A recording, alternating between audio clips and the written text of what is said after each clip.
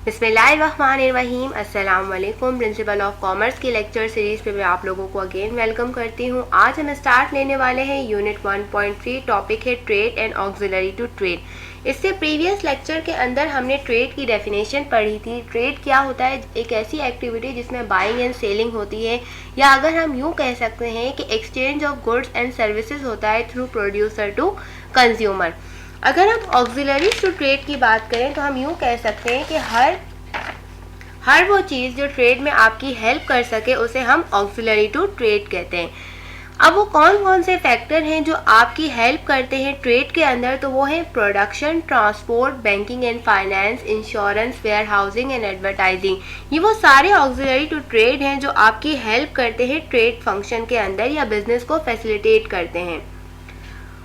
अब हम इन फंक्शंस को डिटेल में स्टडी करते हैं। सबसे पहले हम बात करते हैं प्रोडक्शन, पैदावार। देखिए, जब भी आप ट्रेड क्या है, बाइंग एंड सेलिंग एक्टिविटी है, लेकिन बाइंग एंड सेलिंग किसकी हो रही है? गुड्स एंड सर्विसेज की।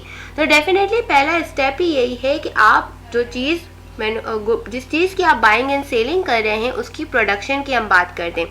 प्रोडक्शन क्या है? पैदावार एक ऐसा प्रोसेस है जिसके ज़रिए हम जो रॉ मटेरियल है या जो गुड्स हैं हम उन्हें किस में कन्वर्ट करते हैं? एंड यानी फिनिश गुड्स में हम कन्वर्ट करते हैं, या जो सर्विसेज हैं हम क्या करते हैं? दूसरों तक डिलीवर करते हैं।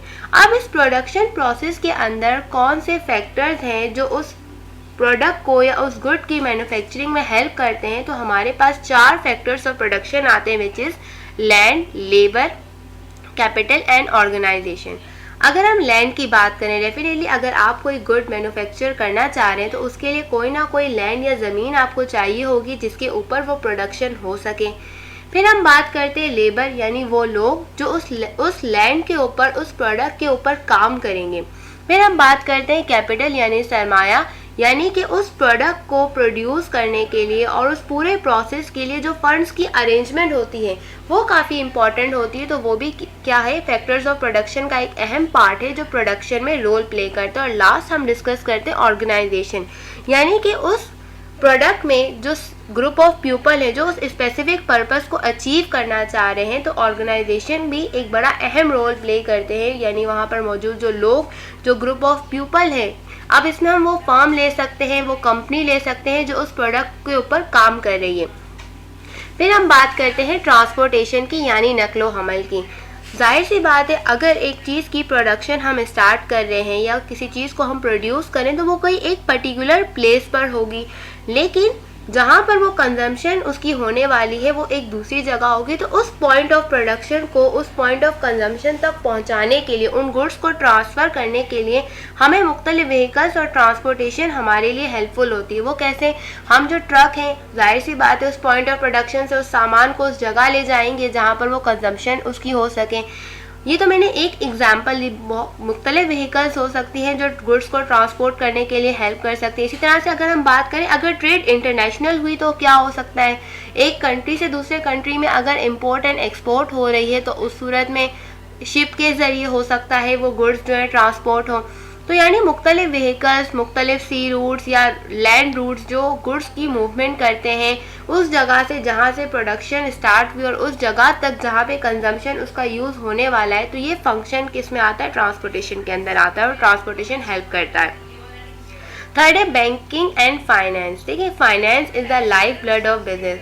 जिस तरह बिजनेस के अंदर ब्लड जो है, जिस तरह बिजनेस के अंदर अगर हम बात करें, फाइनेंस जो लाइफ ब्लड की हैसियत रखता है, यानी कि एक बॉडी के अंदर अगर हम बात करें ब्लड कितनी इंपॉर्टेंस रखता है, तो एक बिजनेस को रन करने के लिए उस पूरी ऑर्गेनाइजेशन के अंदर चाहे कोई भी पर्पस हो, चाहे वो शॉर्ट टर्म हो चाहे वो लॉन्ग टर्म हो, उसको अचीव करने के लिए फंड्स की ज़रूरत होती है। अब वो कौन कौन से सोर्सेज है जिनसे वो फंड्स अचीव हो सकता है? वो कैपिटल हो सकता है, वो लोन और बॉन्ड्स हो सकते हैं, यानी हो सकता है कोई बैंकिंग इंस्टीट्यूशन है या कोई फाइनेंशियल इंस्टीट्यूशन है जो आपको लोन प्रोवाइड करे। अच्छा, इस बैंकिंग के अंदर या फाइनेंशियल इंस्टीट्यूशन में हो सकता है कोई एग्रीकल्चर से अगर बिलोंग करता है तो उसके लिए एक ज़रिए तरक्याती बैंक है फॉर एग्जांपल। तो हर एक फाइनेंशियल इंस्टीट्यूशन जो आपको फैसिलिटेट करते हैं, आपको लोन प्रोवाइड करते हैं, चाहे वो शॉर्ट टर्म हो या लॉन्ग टर्म हो। फिर अगर हम बात करते हैं रिटेन अर्निंग की, यानी कि अगर बिजनेस पहले से ही रन कर रहा है, यानी पहले से मौजूद है और उसने प्रीवियस ईयर में कोई प्रॉफिट अर्न किया है और वो अगर उसने अपने शेयर होल्डर में डिस्ट्रीब्यूट नहीं किया है, तो उस प्रॉफिट को भी वो यूटिलाइज कर सकता है अपने बिजनेस के डेली ऑपरेशंस को चलाने के लिए। अच्छा, यहाँ पर मैं एक चीज़ क्लियर कर दूँ, शॉर्ट टर्म और लॉन्ग टर्म पर्पज़ की मैंने बात की थी कि लॉन्ग टर्म पर्पज़ ये हो सकता है कि हम कोई जगह खरीदना चाह रहे हैं, यानी कि लैंड खरीदना चाह रहे हैं, कोई बिल्डिंग परचेज करना चाह रहे हैं, कोई मशीनरी है, कोई इक्विपमेंट है, ये लॉन्ग टर्म एसेट है। क्यों? क्योंकि ये आपको एक फ्यूचर इकोनॉमिक बेनिफिट देते हैं एक लॉन्ग टर्म के लिए। इसी तरह से अगर हम शॉर्ट टर्म की बात करें तो वो आपके डेली एक्सपेंसेस हो सकते हैं, हो सकता है आपको लेबर को वेजेस देनी हो सकता है आपको रेंट पे करना हो। तो ये सारे फैक्टर आते हैं फंड्स में, बैंकिंग एंड फाइनेंस में। नेक्स्ट हम बात करते हैं इंश्योरेंस की। देखिए, risk is always attach with every business, यानी कि कोई भी बिजनेस ऐसा नहीं है जिसमें हम इस बात की गारंटी दें कि वो कभी भी लॉस से या अनएक्सपेक्टेड जो लॉस से सफ़र नहीं करेगा या डैमेजेस नहीं होंगे। बिजनेस के अंदर रिस्क मौजूद होता है, लेकिन हम इस रिस्क को मिनिमाइज कर सकते हैं, कम कर सकते हैं थ्रू इंश्योरेंस। यानी कि हम ये नहीं कह सकते कि इंश्योरेंस करवाएंगे तो वो लॉस या डैमेज नहीं होगा, बल्कि अगर लॉस या डैमेज हो जाता है तो थ्रू इंश्योरेंस वो जो फाइनेंशियल बर्डन आपके ऊपर आने वाला था, वो जो फाइनेंशियल लॉस आप एकदम से जो फेस करने वाले थे, जो सिचुएशन होने वाली थी, वो क्या हो जाएगी, कम हो जाएगी। और हो सकता है आपकी जो अमाउंट है, जो लॉस हुआ है, वो रिकवर हो जाएगा। फिर हम बात करते हैं वेयर हाउसेस की। देखें, वेयर हाउसिंग या ज़ख़ीरा खारी, ये बात हम जानते हैं कि ज़रूरी नहीं कि डेली बेसिस पर बिज़नेस के अंदर जितनी भी प्रोडक्शन हो रही है वो सारी की सारी डेली बेसिस पर क्या हो जाए, यूज़ हो जाए, कंज्यूम हो जाए। तो लिहाजा जब तक वो गुड्स एंड यूज़र तक नहीं पहुंचते, उनको स्टोर करने के लिए हमें एक जगह चाहिए होती है, उन्हें स्टोर करना होता है। तो वो जो स्टोर हम गुड्स को करते हैं वो हम वेयर हाउस में करते हैं, तब तक जहाँ तक हम उन्हें सोल्ड ना कर दें या हम उनको डिस्ट्रीब्यूट ना कर दें।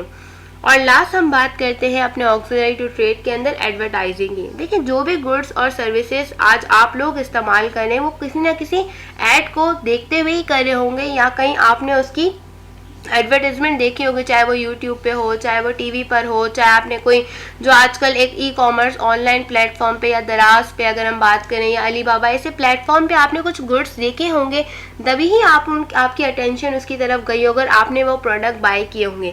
तो एडवर्टाइजिंग भी क्या है, ट्रेड का एक बहुत इंपॉर्टेंट टूल है, जिसके अंदर हम क्या करते हैं, लोगों की अटेंशन ड्रॉ करते हैं उस गुड्स और सर्विस की तरफ। हम एक प्रमोशन कर रहे होते हैं उस प्रोडक्ट की, उस सर्विस की, ताकि लोग उसको ज़्यादा से ज़्यादा बाय कर सकें। तो यहाँ पर हमारा जो है ऑक्सिलरी टू ट्रेड का लेक्चर है वो एंड होता है। इंशाल्लाह नेक्स्ट वीडियो में नए यूनिट के साथ, टॉपिक के साथ मिलेंगे। टिल अल्लाह हाफिज़।